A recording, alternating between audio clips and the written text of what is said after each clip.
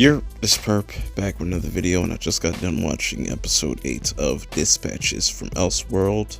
Lee. This is the Lee-centric episode. Well, I thought it was going to be a Lee central episode, but before I get into this review, hit that like button, hit that subscribe button, and follow me on Twitter at PerpMinded420.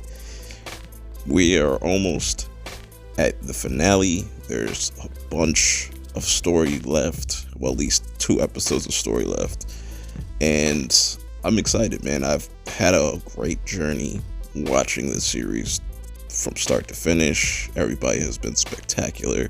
Let me know how you feel about that in the comments below. But let's get right into this episode. So this is the Lee centered episode. You know, here we thought she was working for Octavio, but she's actually the one pulling the strings.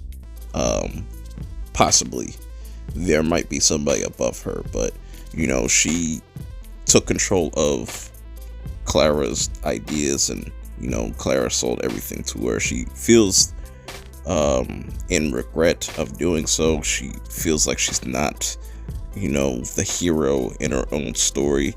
She seems like she's more of the villain, but she is the reason why all of her characters have connected up to this point.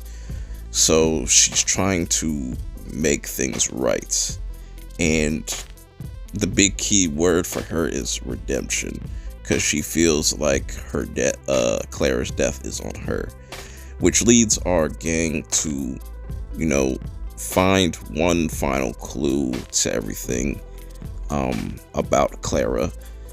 And Lee pretty much leaves this cassette tape, this tape recorder, for the gang to find, and essentially they put 2 and 2 together, and they feel like the game was pretty much to bring them together and kind of give Lee's character some relief. I wonder if we're going to still see her character in the next episode, or if this is her last hurrah.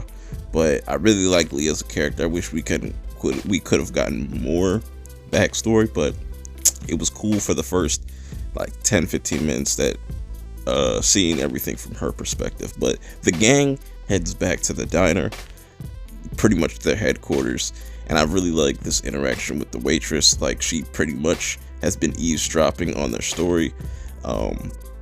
Peter gets the courage to ask Simone to an actual date.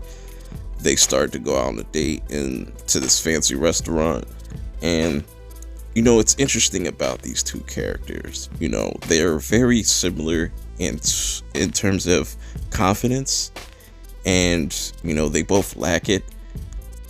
You know, Simone doesn't think Peter is ready for the backlash he's going to get with her being trans and whatnot, and Peter just doesn't give a fuck, and they just have different ideologies on life and what their future could be.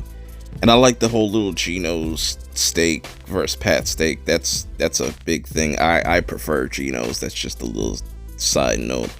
But anyways, going to possibly my favorite moment or scenes of this episode was when Fredwynn saw Janice get up in kind of a hurry, and he automatically sensed that something was off with her and decides to follow her and goes to the hospital, where Janice is there with Liv, and things aren't really looking good.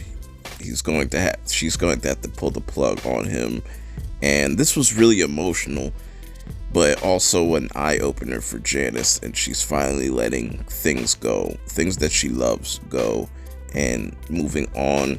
And Fredwynn wanted to be there for her to comfort her, which ended with a very positive, happy ending for Liv, and he could go on and she could move on as well. Janice is a completely different person. They have the funeral, but after the funeral, it seems like everybody's kind of in disarray because they're not together, except for Fredwynn. He's up to something, and he found something, And that leaves me to believe there's a little bit more to the story to be told. But until next week, I will see y'all later. Let me know how y'all feel about this episode. I'm out. Why do you like cannabis so much? Like, what is it? Like, I mean, it's been such a huge part of your brand. I just would be interested to hear, like, why? I should take you to my green room. I'm fine with that. Maybe after this. Nah, well, for one, I enjoy it for medical reasons. Trouble sleeping?